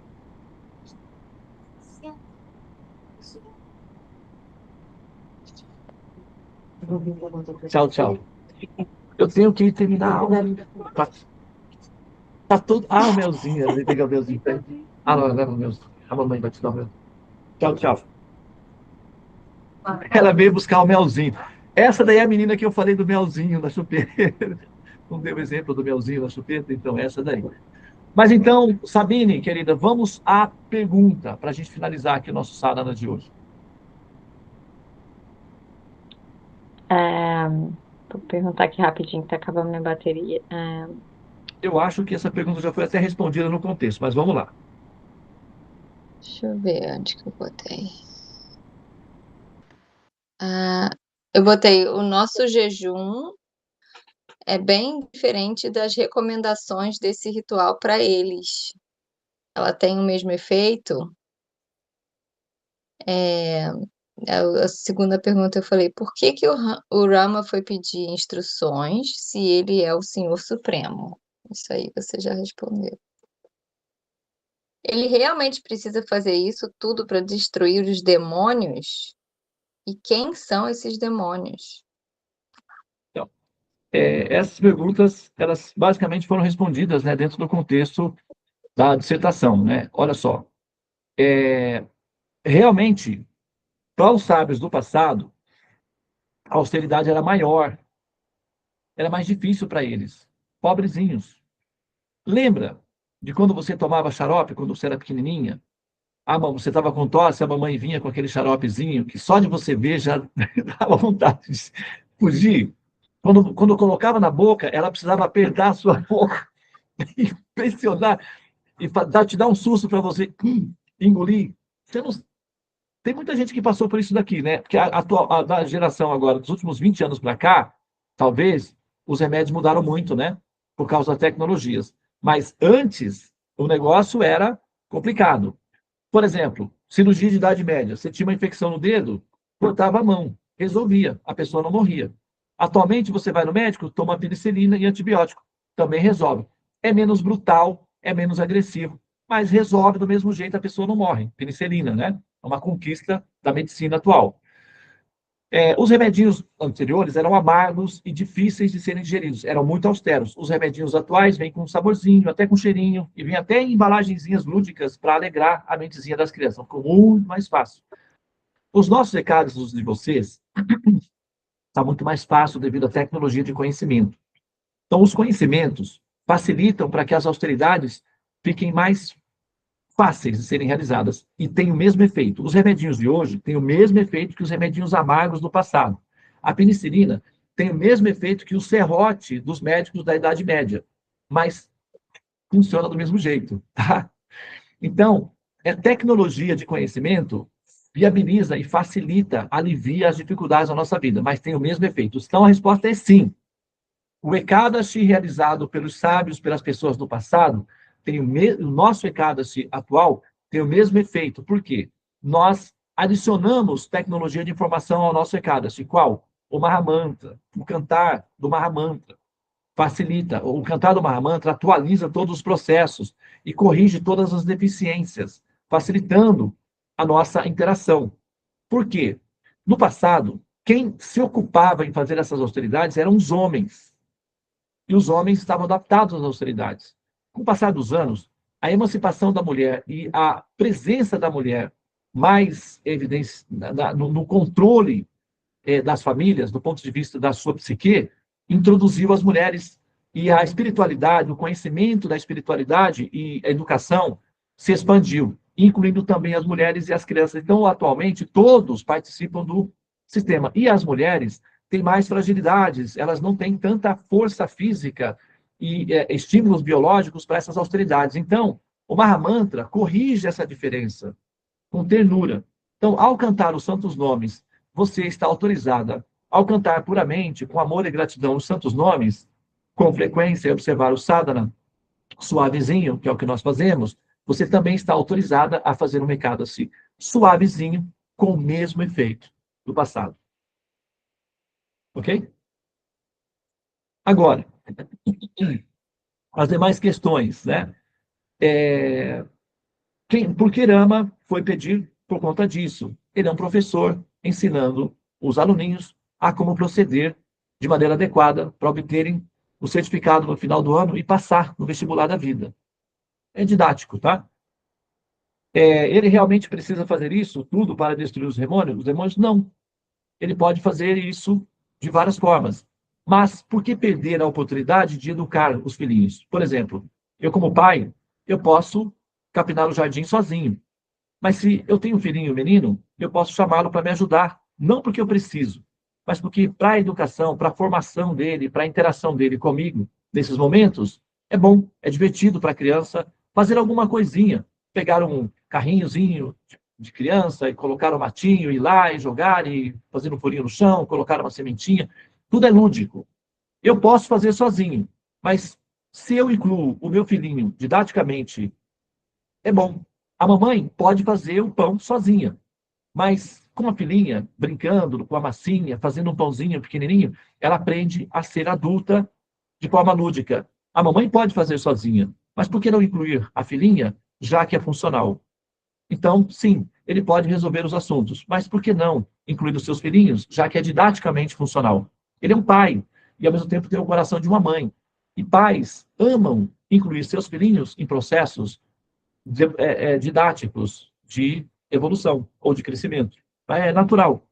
Então, ele só está se comportando como uma pessoa natural que ele é. Inclusive, nós somos assim porque ele é assim. Nós somos refração. O nosso DNA vem dele, ou deles, no caso, né? Então, o que acontece é que nosso comportamento reflete a condição de existência deles. E nós somos reflexo deles. Então, nós fazemos as coisas dessa forma porque, originalmente, assim é feito. E nós refletimos isso. Tá? A última pergunta que é feita aqui é: quem são esses demônios? A avareza é o pior deles. Tá? Então, demônios, na palavra, né, é uma palavra grega, não é? Dentro do contexto védico, eles são chamados de asuras. Surya é a luz. O sol, Surya Namaskar, se refere ao sol. Surya é tudo que é iluminado, divino, sagrado, Sura. E A é um prefixo de negação. Então, quando você coloca o A, você está negando aquele valor do adjetivo ou do substantivo. Então, Sura, aqueles que são ligados à luz, divinos, sagrados, iluminados. Asuras são aqueles que vivem na escuridão, são as trevas, são, né, as sombras. Então, os asuras são as sombras e os súrias são os iluminados, sagrados, divinos, devotados. Então, os asuras aqui está sendo colocado como demônios, mas a palavra correta, mais precisa, é asura, que é um conceito mais amplo, é mais genérico e, ao mesmo tempo, mais adaptável. Então, assim, as nossas sombras são os nossos asuras, é a parte assúrica em nós. E dos asuras, né, dos demônios, vamos colocar assim, o mais devorador, o mais voraz, e o mais pernicioso, e o mais agressivo de todos eles é a avareza. A avareza é um demônio que deve ser combatido, que deve ser eliminado. Agora, na epopeia, vamos dizer, no teatro, esse Asura, esse demônio, na verdade, Ravana, ele, na verdade, ele é um semideus, basicamente, né, um ser celestial, que assume formas. Originalmente, na mitologia, ele era um dos associados de Vishnu, Jaya e Vijaya, porteiros de Vaikuntha, que assumiram formas demoníacas, entre aspas, para fazer parte do teatro da emancipação das almas. Então, eles assumem formas terríveis assim, que é para assumir os arquétipos. Então, os arquétipos visuais permitem com que a gente veja coisas que são sutis, estão dentro de nós. Então, o Satanás, o demônio, por exemplo, o arquétipo visual de uma pessoa má, né, avara, mesquinha, maldosa, destruidora. Se a gente olha para o Satanás e olhamos para dentro das sombras humanas, a gente vai identificar que o demônio está dentro de nós. São as características que fazem com que nós sejamos pessoas decadentes. A avareza, a preguiça, os pecados capitais, são todos demônios. Só que eles são conceitos abstratos. Mas quando esses conceitos abstratos assumem uma forma visual, fica mais fácil de interagir com eles. Então, assume a forma do cão, o Satanás, o capiroto, o pé junto. Aí fica fácil de ver. Ah lá, ali está. Na verdade, é um ícone para representar um conceito muito mais complexo e profundo que permeia o nosso estado de existência. Então, esses demônios, na verdade, são exatamente as Shaktis, ou as sombras vibratórias em nós, que nos matam, que nos devoram, que nos levam a experiências infernais e miseráveis na existência. Só que, como ícones, eles aparecem como pessoas para facilitar na epopeia ou na mitologia a visualização desses princípios. Né? Se você tiver que entender o funcionamento de um software, atrapalha um pouco, né? A não ser que você seja um técnico. Mas se apresentar o ícone do WhatsApp, você já entende que com aquilo você pode se comunicar. Então fica visual, fica mais fácil de interagir. com o princípio. Então, o capeta, o Satanás, são formas lúdicas e satisfatórias no sentido de que elas são funcionais para explicar um conceito mais profundo e abstrato, que é aquilo que nos consome, que é aquilo que nos devora. Então, esses demônios são as nossas sombras internas, que se apresentam sob a forma de um personagem externo, para facilitar a nossa visualização. Então, esses demônios que são internos, eles no mundo espiritual, eles não têm uma forma? Eles não existem no mundo espiritual. Não, Eles não eles não existem. existem. Não existem. O mundo espiritual não existe. Essas formas, elas são lúdicas somente dentro das sombras, ou dos chamados mundos materiais. Assim como você não encontra sombra no sol, você não encontra impureza no sol.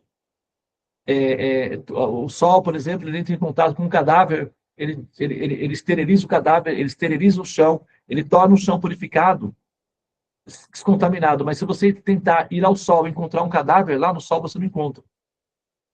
Né? Então, na transcendência não existem demônios. Os demônios são reflexos, são ícones que são postulados, ou também tem pessoas que assimilam integralmente esses demônios, né? Esse homem da ilha da pedofilia. Inclusive, o repórter perguntou: você se considera um demônio? O demônio, ele disse: não, mas eu tenho um bom espelho que mostra que eu sou uma pessoa ruim. Eu sei que eu sou uma pessoa ruim. Eu sei que eu faço coisas muito ruins que poderiam ser equiparadas ao demônio.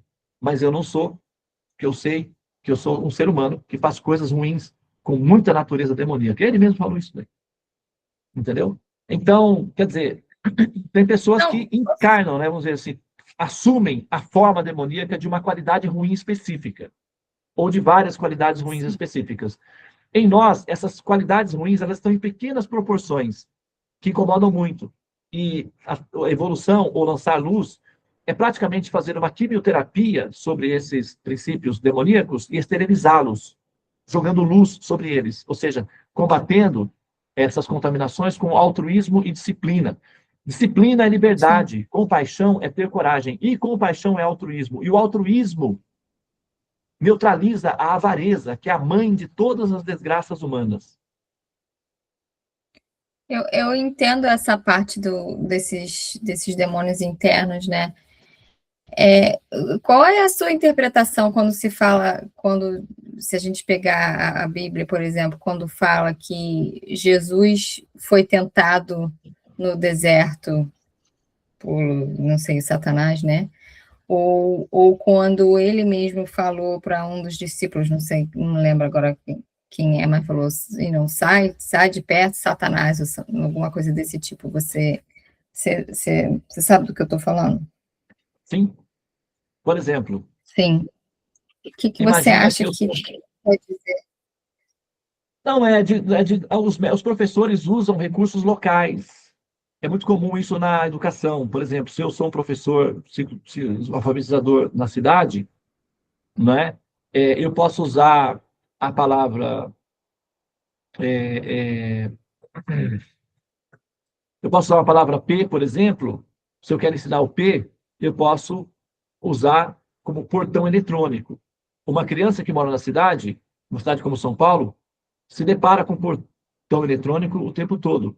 Agora, se eu tentar ensinar a palavra P, falando pato ou porteira, é fora do contexto comum de uma criança que mora na cidade. É mais fácil usar portão eletrônico, não é? Sei lá, outra palavra com porteiro do prédio, que a criança está mais acostumada. Agora, se eu vou na roça, se eu sou um professor de ciclo básico na roça, então eu vou ensinar pato, porco, né?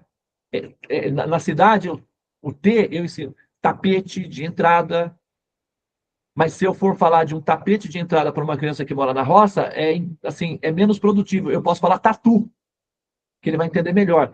Então, se eu sou Jesus, e o contexto onde eu estou ensinando tem a vertente do Satanás, do demônio, então eu posso usar esse recurso para ser lúdico e ensinar uma coisa mais profunda usando um modelo local. Então, nós usamos modelos locais para facilitar a interpretação do aluno, do aprendiz. Então, Jesus dizendo Satanás, sai de mim, demônio e tal, não necessariamente ele está avalizando ou validando esse conceito, mas ele está usando um recurso local que facilita a didática que ele está apresentando. É um recurso didático. E é muito comum isso entre os professores. Entendeu? Sim, mas quando se diz que ele foi tentado no deserto, ele tinha essas características, essas sombras que a gente tem? Seria isso ou Mas não? ser tentado não significa que a pessoa tenha característica. Por exemplo, se você não quer comprar um plano de internet novo, não quer dizer que os vendedores online não possam te tentar. Eles ligam e falam, olha, a gente está com um plano aqui, você tem um carro, você já está satisfeita com o seu carro. Mas isso não quer dizer que as vendedoras não podem tentar te seduzir, te envolver e tal. Você já está satisfeita.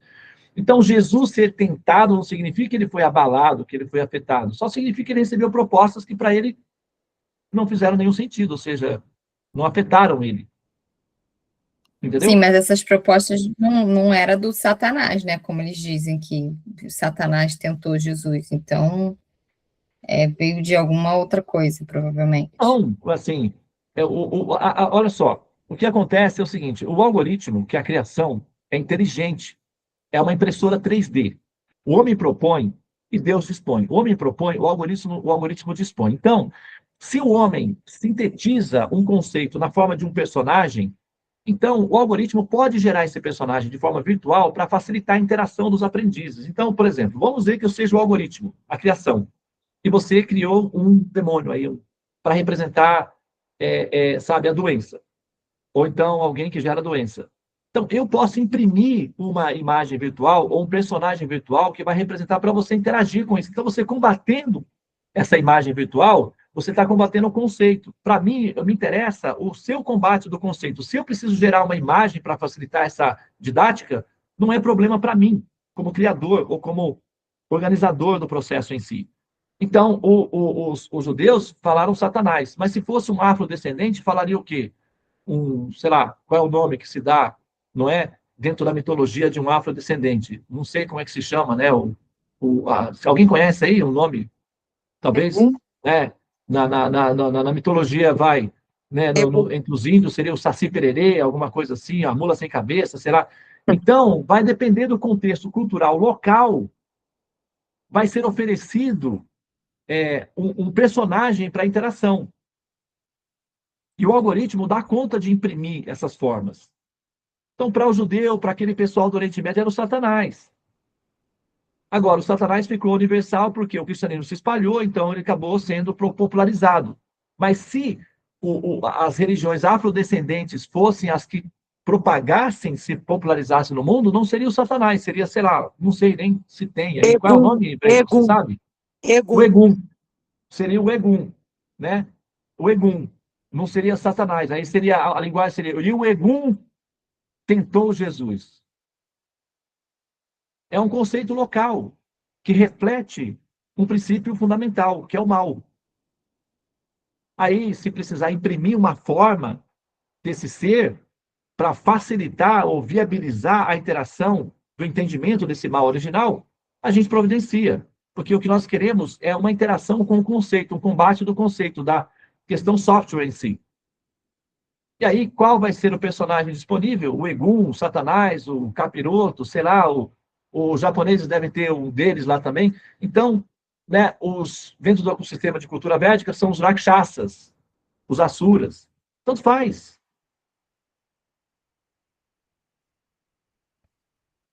Eu É entendi isso, didático. eu só não entendi. Eu só não entendi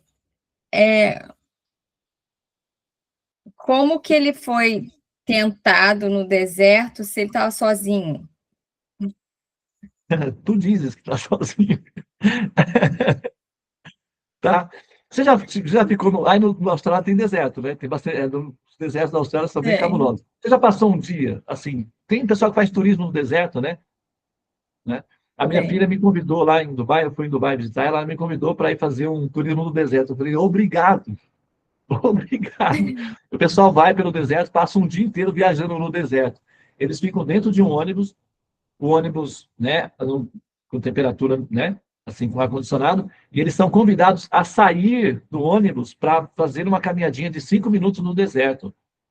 E isso é o turismo, entendeu? Agora, imagina você que você passa um dia, não, ele passou, parece que foram 40 dias lá em jejum, em meditação. É. Então, sabe, e aí quem que estava lá para dizer que ele foi? Quem viu essa tentação? Porque foi descrito, né? Ou ele falou que foi assim, assim, assim, assim, ou alguém estava junto e viu online o acontecimento do momento para poder descrever. Mas, possivelmente, ele próprio deve ter descrito esses momentos. Então, certamente, Jesus, ele é um Shakti Avesha Avatar, ele é um ser ascendente, com dotado de poder. E o mundo, né, a criação, ele tem essa função, que é ruim, que são as sombras. Então, se uma pessoa está fazendo um movimento de empurrar as sombras para fora, ela vai resistir. Então, vai haver resistência. Na lei da física, você gera uma pressão, você tem uma reação contrária. Então, Jesus está fazendo uma liberação de muitas almas. E isso gera uma reação contrária. Essa reação contrária vem na forma de isso daí que ele descreveu, né, que foi tentado, foi ameaçado, foi tentado seduzir, para ele desistir da operação que estava em andamento, que era libertar as almas. E ele, então, descreveu para os seus discípulos, para que os discípulos entendessem o esforço que ele estava fazendo por eles, para que eles tivessem um pouco mais de gratidão, um pouco mais de predisposição, de ânimo, de respeito. Porque o exemplo lá, que ele estava lá, ele pediu para o discípulo dele, por favor, fique aqui, faça as orações e fique atento, fique acordado. Quando ele voltou, 1 hora depois, estava dormindo. Aí falou, poxa, mas aí já não dá, né? Você não consegue ficar 1 hora acordado, criatura. Vai, faz um esforço aí, mostra um pouco de ânimo, fique acordado, faz uma vigília. Então, às vezes ele dizia, ó pai, até quando estarei entre eles? Meus filhinhos, que uma mãe com muitos filhos, né? Às vezes quando fica meio impaciente, né? Então, essa é uma forma que o mestre está utilizando para dizer aos discípulos, aos filhos, olha só o que eu estou enfrentando por vocês. Demônios e tal. E eu sou valente, eu sou resistente. E eu faço isso para o bem-estar de vocês. Então, por favor, ajuda um pouco a mamãe aí, né? Pega uma vassoura, vai, lava uma panela aí, criatura. Tá achando que eu tenho que fazer tudo por vocês? Acorda! É mais ou menos o que uma mãe fala para os filhos em casa, quando ela se sente cansada, os filhos todos folgadinhos, esperando que a mãe faça tudo, e eles ficam lá esperando que ela faça de tudo, e eles não amadurecem para se oferecer para fazer alguma coisa. Então, os discípulos estavam sendo motivados ou inspirados a fazerem algo por ele, por Jesus. Eles estavam descrevendo as dificuldades que ele tinha para ter autorização, autoridade espiritual de combater os males neles, sobre eles e sobre o mundo. E ele precisava de ajuda, de atenção, de predisposição, de boa vontade, de entusiasmo, e não de apatia e dependência crônica instalada definitivamente. O mestre, uma das coisas que mais incomoda o mestre é a dependência do discípulo. Porque ele vai ter que arrastar essa pessoa a vida toda nas costas. Isso é desagradável, desconfortável. O mestre autêntico, ele quer que o discípulo seja independente, valente e semelhante a ele. Guerreiro, assuma responsabilidades. E Jesus estava fazendo isso. Então, seria mais ou menos, pelo que eu entendi, seria Jesus tendo que passar pelas dificuldades de estar aqui pelos seus discípulos, né? E ele, essas dificuldades que ele tinha que lutar e vamos dizer assim, querendo desistir, né? Seria essa tentação, né? Vamos dizer assim, do Satanás. Seria essa vontade de desistir, porque está difícil Exatamente. demais. Esse cansaço, né? Esse cansaço existencial. Por que a descrição lá que o Satanás tentou, ele falou, olha, você está aí dando um mó duro. Olha o que eu ofereço para você, cama macia, férias, vai ficar de boa. Mas você, olha só, você trabalha duro, os seus discípulos não estão nem aí para você. E ainda pode ser que alguns falem até mal de você pelas costas, e você fica aí, para com isso, né? Assim, senta à vontade, toma um copo que a tristeza vai passar. Então, quer dizer, chega mais, relaxa, larga essa molecada aí, ó, para lá, esse pessoal, eles não estão nem aí para você. Olha aqui, ó, Vem, entendeu?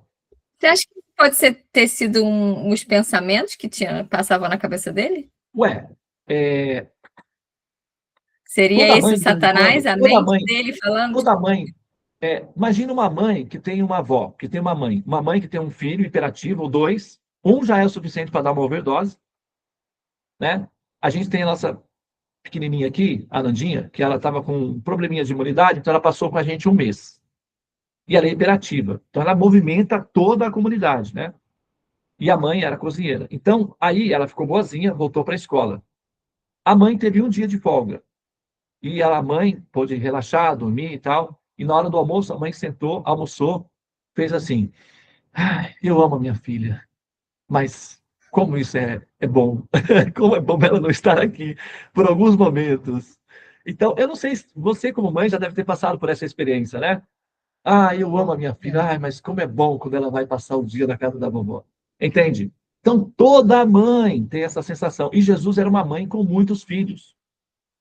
Então, e o comportamento é meus filhinhos. Então, toda mãe sente essa tentação de se livrar dos filhos, pelo menos um pouquinho. Se você já passou por isso, eu acho que sim, né? Então, assim, não é se livrar permanentemente deles, mas se livrar um pouquinho a ponto de ter espaço para respirar e relaxar. E Jesus era uma mãe cansada. Ele era uma mãe cansada. Então, assim, tipo, poxa, eu bem que poderia abandonar essa missão e relaxar. Então, procede, o Satanás vai pegar essa fragilidade e vai dizer, olha, você não está cansado, não, dessa vida? Então, sabe, você pode simplesmente tirar uma férias. Então, é um demônio externo só refletindo uma questão interna. É bem possível que Jesus, como uma mãe cansada, estivesse pensando, poxa, será que eu não estou precisando de umas férias, não? Essas crianças não podiam passar, né, um final de semana na casa da vovó e me deixar em paz pelo menos um pouco para eu poder relaxar e respirar? Então, entende? Você é uma mãe que Então ama muito.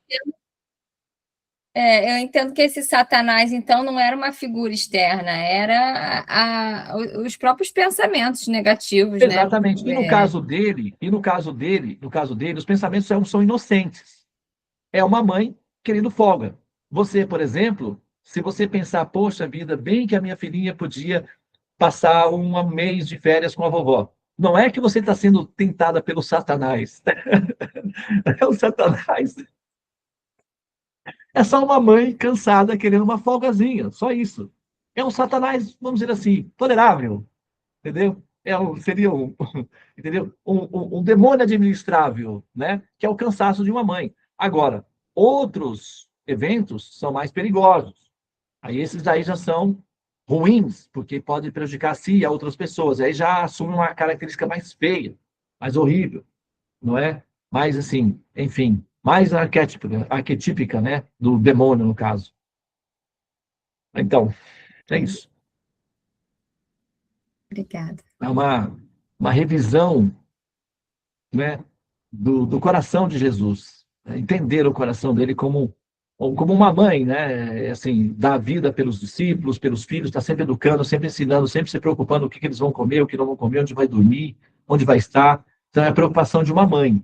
E libertar o ser do mal do mundo, que é o principal objeto de tensão e preocupação de uma mãe, é proteger o filho, a filha, do mal do mundo, não é? Como mãe, é o que você pensa toda hora. Como proteger a minha filha da maldade do mundo? Como acolhê-la? Como protegê-la? Jesus tinha esse mesmo procedimento padrão. Só que ele tinha muitos filhos. Então ele pensava em termos da humanidade como filhos. E aí ele ficava sobrecarregado com esse sentimento de preocupação universal. Que uma mãe universal, uma mãe local, tem um nível de ansiedade. Uma mãe universal tem um nível de ansiedade, a mesma ansiedade, igualzinha, só que numa quantificação um pouco mais expandida. Sim. Ok? Eu sempre achei muito esquisito ele falar esses termos de Satanás, porque na minha cabeça, quem é esse Satanás que ele fala, né? Por que ele fala do Satanás? Se o Satanás não existe. Vai que esse Satanás está solto por aí ainda hoje e aparece aí. Não, é só ir para o deserto. Eu acho que faria mais sentido ele falar, não, o Satanás está dentro de você, do que, né? Enfim. Mas aí, se você não coloca ele como um personagem visceral, as pessoas tendem a diluir o fator. A gente consegue falar intelectualmente quando você tem um certo refino intelectual, como é o nosso caso aqui. Mas para o povão tem que ter um Satanás, senão o povo, entendeu? Não vai entender essas abstrações. Então, ter um Satanás ali pessoal é bom para mantê-los na ordem. É tipo uma babá eletrônica, entendeu? Sim. É para eles ficarem com Medo. certo medo, né? É para ficar com É. medo. O medo é saudável. O medo protege as pessoas. Uma criança com medo não se joga numa piscina funda. Ela sobrevive. Uma criança sem medo morre. O medo é bom, em certo sentido. Ele deixa de ser bom quando ele assume uma proporção absoluta, fica irracional. Mas em certas proporções, o medo é saudável e é uma proteção. Então, o Satanás é do bem, nesse sentido, também. Você vê que nem todo mundo é tão ruim assim? Ter um Satanás pode ser bom para a humanidade. Então, o Satanás é um amigo, ele não é um inimigo, em certas proporções. Depois é que ele pode ficar ruim, se ele, né, se perder aí a compostura, ele fica mal. Mas enquanto ele é benéfico para a humanidade, ele é do bem. Então, é um paradoxo, né? De que o Satanás é do bem, a certo ponto. É, Entendeu? ótimo. Obrigada. Mas aí, esses temas só dá para você trocar palavra, trocar, né, figurinhas num ambiente assim, como é o nosso, na nossa sala aqui. Não dá para levar esse assunto para o grande público, porque o grande público precisa que tenha um Satanás lá cuidando deles. Por incrível que pareça, ele é necessário. É um mal necessário, entendeu? E se for preciso Sim. usar formas lúdicas, didáticas para expressar esse raciocínio, será feito, porque é funcional para a grande massa, entendeu? Agora, se você está preocupado assim com receio, né, de que esse Satanás possa vir até você, é só não fazer turismo de deserto. Fique em casa, entendeu? Com ar-condicionado, cantando o santo nome. Ok? Não, é E porque eu já mantém. tinha visto em algumas, não sei, escrituras falando, né, que eu não sei exatamente as histórias, mas tiveram histórias de lutas, né, dos avatares com demônios, enfim, Sim, sim, coisas muitos. desse Está tipo. cheio.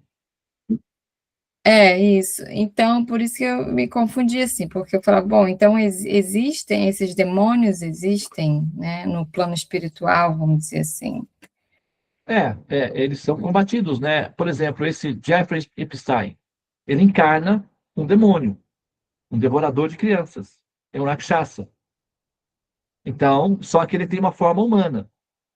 Agora, se quiser desenhar ele com formas, quiser criar uma mitologia em cima dele, desenhar ele com uma forma mais bizarra, e um policial, sei lá, um herói resgatando as crianças e tal, você já tem uma mitologia e você já tem um arquétipo perfeito de uma pessoa má, demoníaca, que sequestra crianças para devorá-las.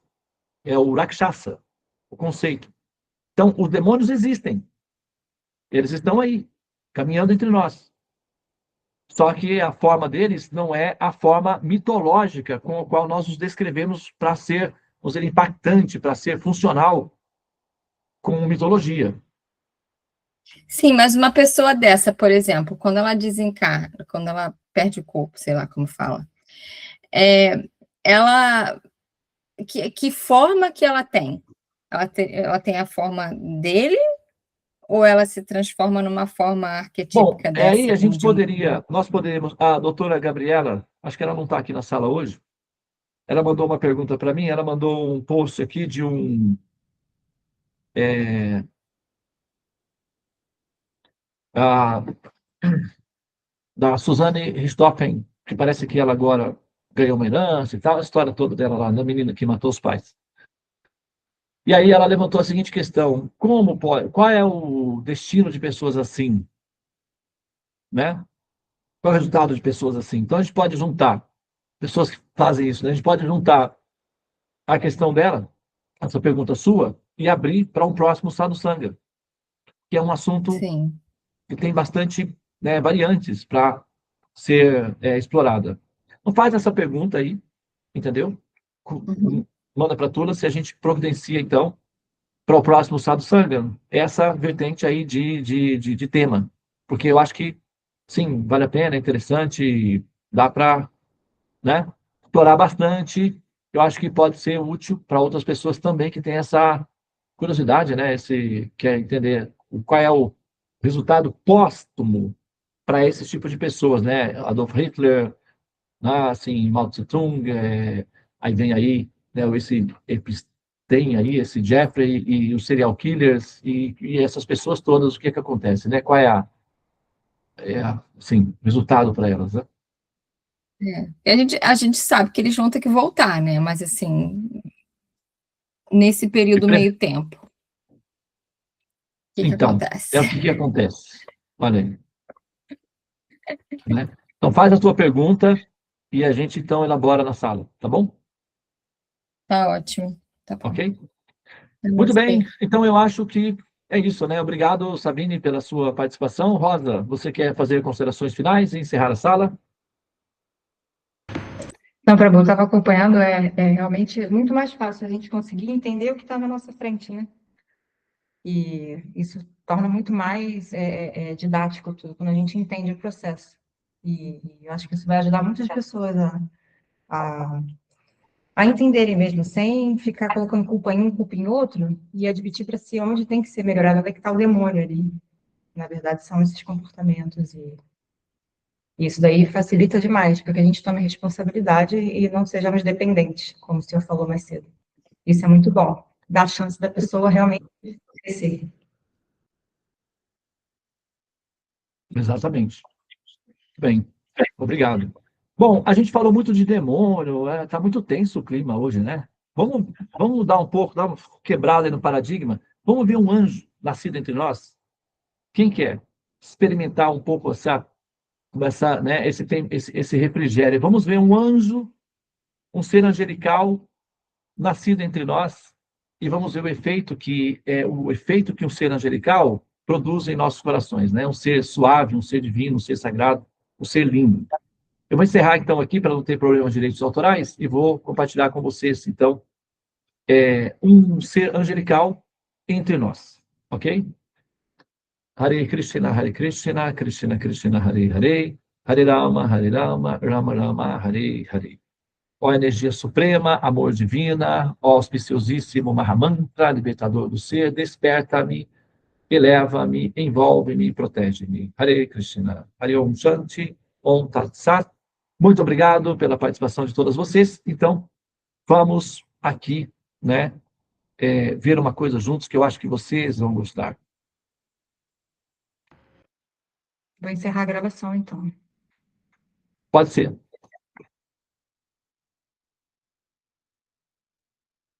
Prontinhos? Deixa eu entrar aqui também.